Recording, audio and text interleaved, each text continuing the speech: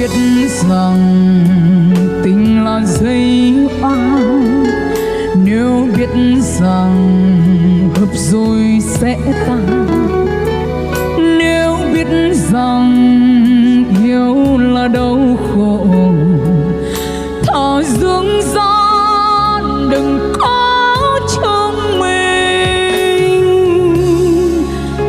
Lòng mắt đi em, gần hết đêm rồi, buồn thương nữa sao?